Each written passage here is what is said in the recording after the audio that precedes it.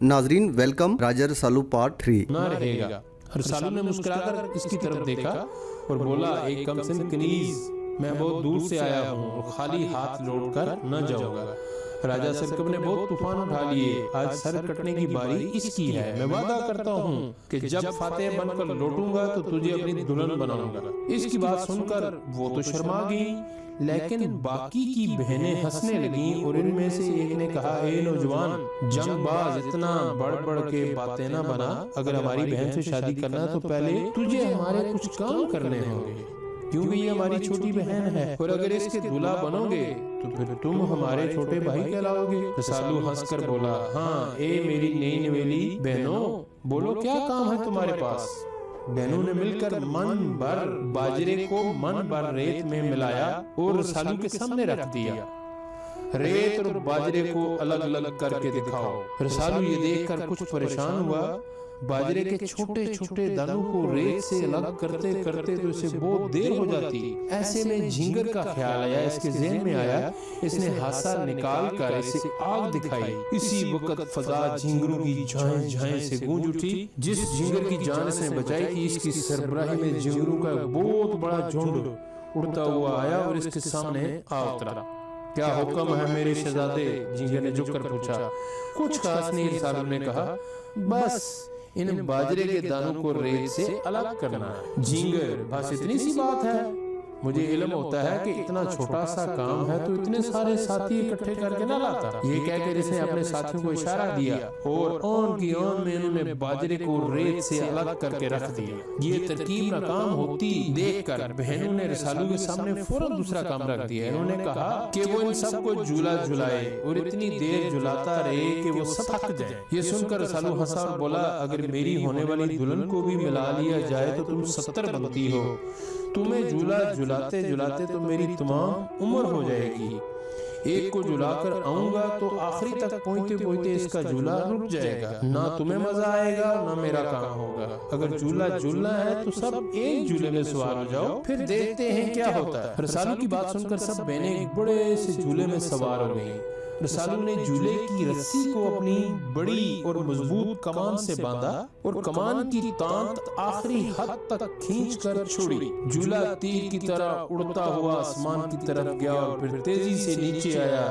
बहनें खूब हंस रही थीं कि इतने में रसालू ने तलवार खींची और नीचे आते हुए झूले की रस्सी काट दी। सब बहनें धड़म से नीचे आ गिरी।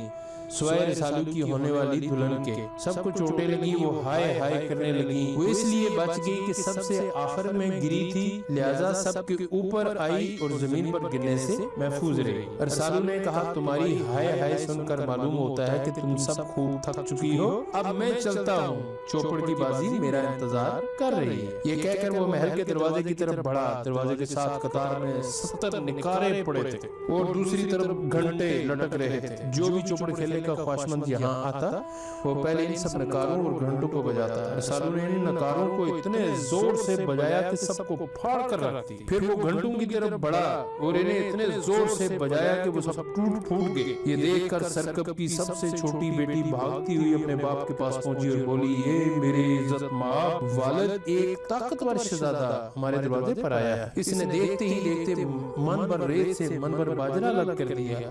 हम 70 बहनों को एक ही झूले में बिठाकर झुलाया, हमारे नकारे फाड़ डाले और हमारे घंटे तोड़ डाले। वो कहता है कि वो आपको चौपड़ में हरा कर मुझे दुल्हन बना कर ले जाएगा और मुझे लगता है कि आज इसकी बात सच हो जाएगी।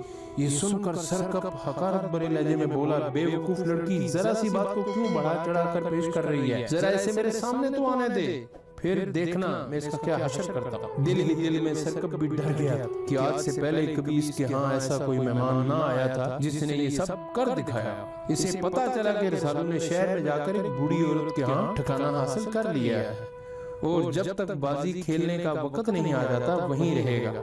सरकब ने इसके लिए तरह तरह की मिठाइयाँ और अनवा इकसाम के खाने भिजवाए और मकारी का सबूत देते हुए इन सब में जहर डलवा दिया। जब गुलाम ये चीजें लिए रसालू के सामने पहुंचे तो वो उठ खड़ा हुआ और तलवार के कब्जे पर हाथ रखता हुआ बोला, जाकर अपने राजा से कह दो کہ میں یہاں اس کا دوست بن کر نہیں آیا، جب تک اس کے اور میرے درمیان فیصلہ نہیں ہو جاتا میں اس کے گھر کا نمک نہیں چکھوں گا۔ یہ کہہ کر اس نے کھانے اور مٹھائیاں سرکب کے کتے کی طرف پھینک دی جو غلاموں کے پیچھے لگ کر یہاں چلا آیا تھا۔ کتے نے جھپٹ کر کھانے پر منہ مارا مگر زہریلا کھانا حلق سے اترتے ہی تڑپنے لگا، تھوڑی دیر میں اس کی جان نکل گئی۔ یہ دیکھ کر رسالو کو بہت غصہ آیا، اس نے غلاموں سے کہا جا کر اپنے آقا سے کہہ دو کہ اس نے بڑی بزدلی کا ثبوت دیا ہے، میں اسے اس کا مزہ ضرور چکھاؤں گا۔ شام ہوئی تو رسالو چوپڑ کھیلنے راجا کے محل کی طرف چل پڑا۔ راستے میں اس کا گزر ایک کمار کے آوے سے ہوا۔ آوا ایک بہت بڑا تنور ہوتا ہے جس میں کمار اپنے کچے برتن رکھ کر انہیں آگ کی تپش دیتے اور پھر پختہ کرتے ہیں۔ وہاں اس نے ایک بلی کو بے چینی کے عالم میں ادھر ادھر ٹہلتے ہوئے دیکھا۔ رسالو ٹھہر گیا اور بلی سے سوال کیا، اے شیر کی خالہ، کون سی پریشانی تجھے چین نہیں لینے دے رہی جو ادھر ادھر بھٹکتی پھرتی ہے؟